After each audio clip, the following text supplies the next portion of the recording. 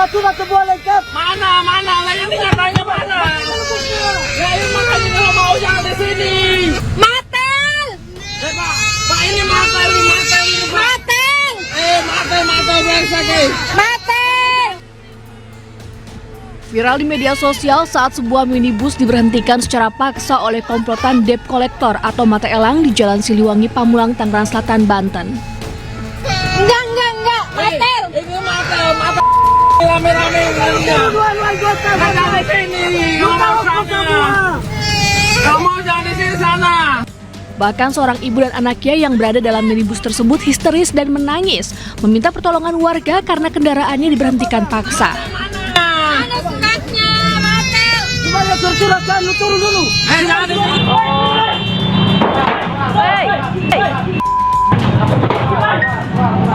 Warga pun bergegas menolong pengendara. Namun komplotan mata elang ini justru berdalih menjadi korban tabrak lari. Karena banyaknya warga, kedua pelaku langsung kabur. Mobil yang korbannya itu, yang video itu dipepet sama 3 mobil lain. Dari depan, kiri, sama belakang. Nah, kemudian dari pihak mereka itu mulai provokasi. Akibat peristiwa ini, kemacetan panjang terjadi dari arah Ciputat menuju Pamulang maupun arah sebaliknya. Warga berharap agar para pelaku dan komplotannya segera ditangkap karena sangat meresahkan. Dari Tangerang, Banten, Nunung Purnomo, iNews melaporkan.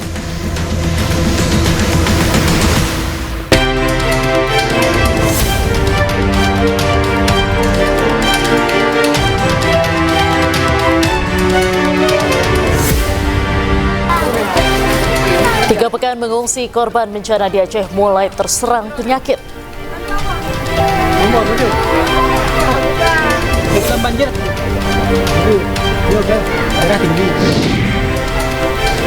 2.129 penumpang tiba di Pelabuhan Laurentius Sai Maumere untuk menikmati libur Natal.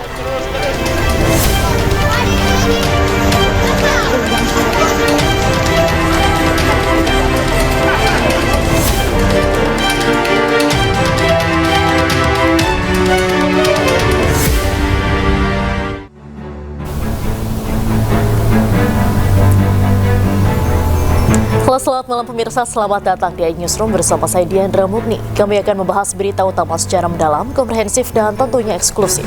Sebagai pembuka iNewsroom kali ini kami memiliki informasi. Sejumlah alat berat dikerahkan untuk membersihkan lumpur pasca banjir bandang di kolam pemandian air panas Guci, Tegal, Jawa Tengah. Selain lumpur, material batu dan pasir menutup 4 kolam di tempat wisata ini.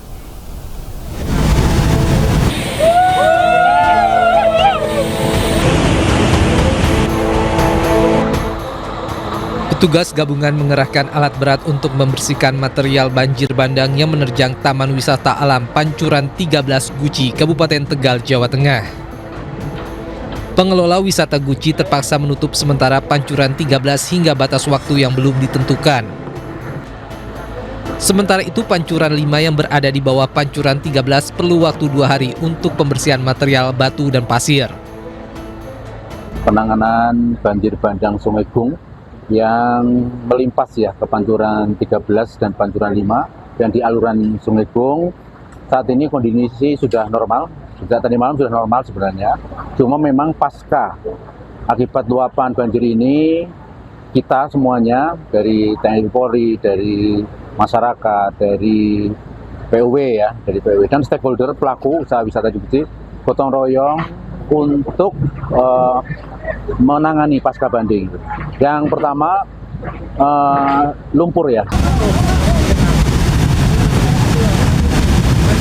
Sebelumnya bencana banjir bandang menerjang kawasan wisata Guci di Kabupaten Tegal, Jawa Tengah Sabtu sore.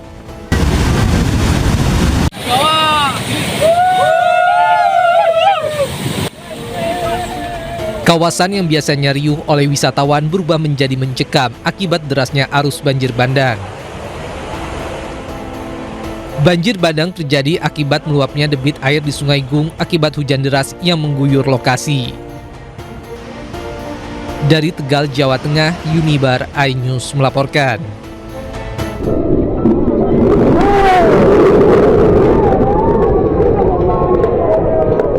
Kau nahan yang kereta kita, Kak. Tengok ini, Kak. Inilah jalur kehidupan.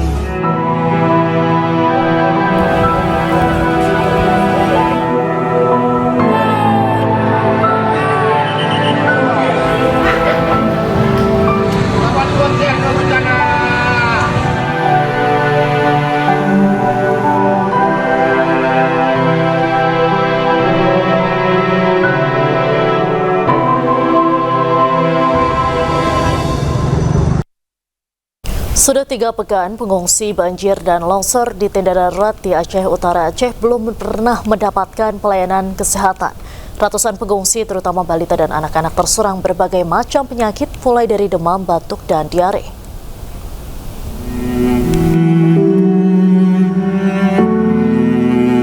Sebanyak 893 jiwa dari 397 kepala keluarga pengungsi Desa Bukit Linteng dari Dusun Pateng dan Dusun Tengoh, Kecamatan Langkahan, Kabupaten Aceh Utara, kini mulai terserang berbagai macam penyakit. Banyak balita dan anak-anak sudah 3 pekan menempati tenda-tenda dan gubuk darurat yang dibuat sendiri karena terbatasnya tenda bantuan dari pemerintah. Sudah 3 pekan pula tidak ada posko kesehatan di lokasi pengungsian dan banyak warga yang belum pernah mendapatkan pelayanan kesehatan. Sejumlah relawan kesehatan dari Simpang Keramat, Aceh Utara tergerak untuk menolong pengungsi yang sakit.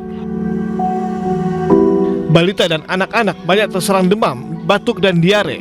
Sementara pengungsi dewasa selain demam juga hipertensi. Bahkan satu pengungsi terkena stroke dan hanya bisa terbaring di dalam tenda.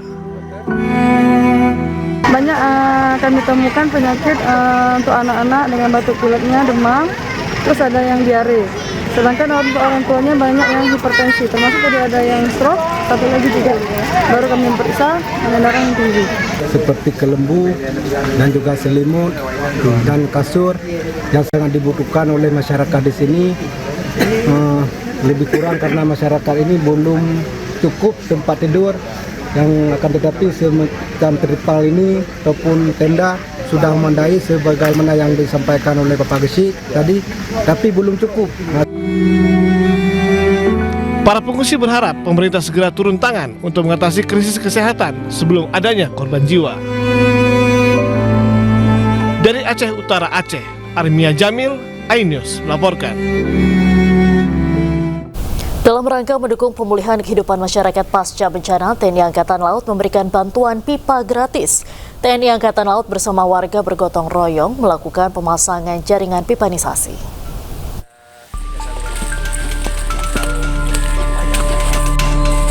TNI Angkatan Laut melalui Pangkalan TNI AL Sibolga terus menunjukkan kepedulian terhadap masyarakat terdampak bencana. Melalui pos Bin Potmar Pandan, TNI AL turun langsung membantu warga Kelurahan Tuka, Kabupaten Tapanuli Tengah dalam upaya menemukan titik sumber air bersih serta menyalurkan pipa air secara gratis. Personel TNI AL bersama masyarakat menyusuri perbukitan dan aliran sungai untuk menentukan titik sumber mata air yang layak digunakan, sekaligus menetapkan jalur pipanisasi menuju permukiman warga. Kelurahan Tuka mencari sumber air untuk memasang pipa air bersih bagi warga. Jauh dari perjalanan sekitar 2 kilo dari lingkungan 3. Setelah titik air bersih ditemukan, TNI AL Lanal Sibolga memberikan bantuan pipa air dan bergotong royong melakukan pemasangan jaringan pipanisasi. Upaya ini dilakukan untuk memulihkan akses air bersih yang sempat terputus akibat banjir dan longsor. Kegiatan ini merupakan bagian dari kegiatan komunikasi sosial TNI Angkatan Laut dalam mendukung pemulihan kehidupan masyarakat pasca bencana. Dari Tapanuli Tengah, Sumatera Utara, Sukriyadi, iNews melaporkan. Pemerintah terus mengebut pemulihan infrastruktur jalan nasional di kawasan Lembah Anai, Sumatera Barat yang hancur setelah diterjang banjir bandang pada akhir November lalu. Pekerjaan ditargetkan selesai paling lambat Juli 2026.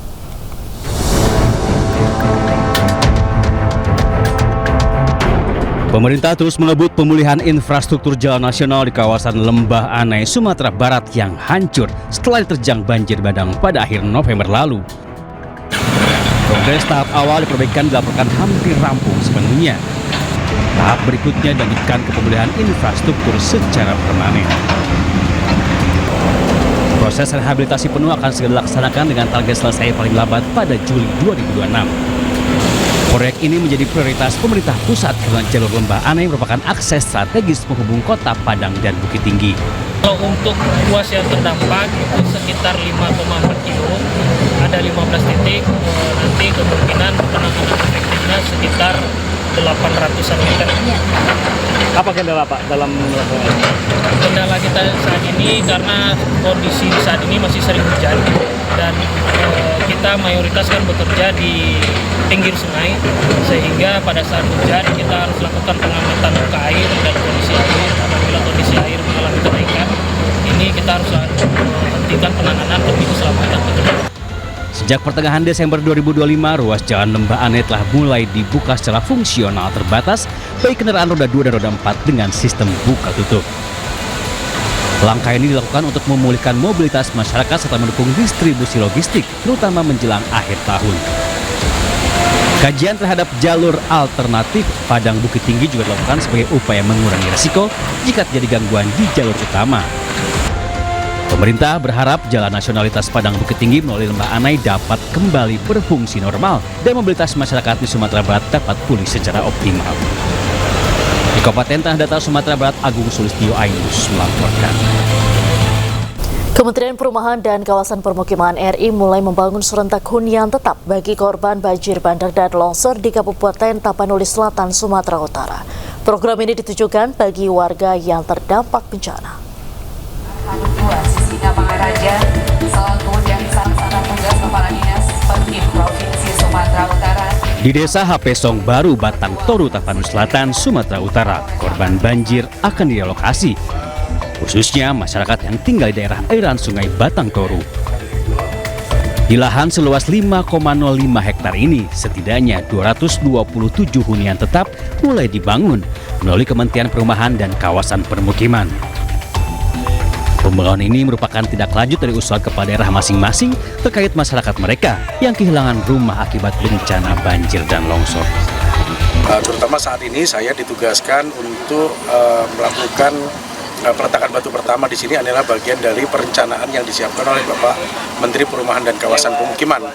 Jadi di Sumatera Utara sendiri saat ini secara bersamaan kita melaksanakan peletakan batu pertama di Kabupaten Tapanuli Tengah, Kabupaten Sibolga, Kabupaten Tapanuli Utara, dan Kabupaten Tapanuli Selatan.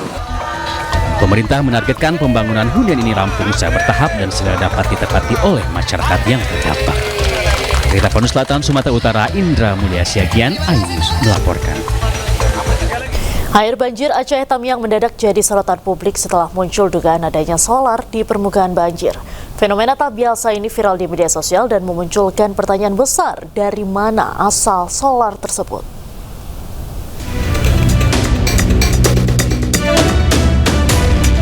Di tengah kepungan banjir yang merendam wilayah Aceh Tamiang, sebuah fenomena tiba-tiba viral dan mencuri perhatian. Bukan air keruh kecoklatan, warga justru mendapati kandungan minyak yang mengapung di atas permukaan air. Dengan menggunakan peralatan sederhana, warga mencoba memisahkan cairan yang mereka yakini sebagai bahan bakar jenis solar.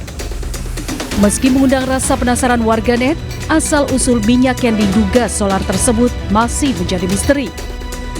Sebelumnya puluhan warga desa Suradu, Kabupaten Aceh Barat juga dikemparkan dengan ditemukannya butiran yang diduga emas di halaman rumah salah satu warga. Fenomena ini memicu warga lainnya datang ke lokasi untuk berburu emas dengan mendulang pasir dan air secara manual. Salah satu warga bahkan menunjukkan butiran kecil berwarna kuning berkilau dari telapak tangan yang diyakini sebagai butiran emas. Tim Liputan iNews melaporkan. Pemirsa, bersama MNC Peduli kita bantu korban banjir dan longsor di Aceh, Sumatera Utara, dan Sumatera Barat dengan berdonasi melalui rekening Yayasan Jalinan Kasih. Dan pemirsa, kecelakaan beruntun melibatkan 6 kendaraan terjadi di jalur Pantura Kabupaten Pemalang Minggu siang. Informasi selengkapnya kami hadirkan sesaat lagi, tetaplah di iNewsroom.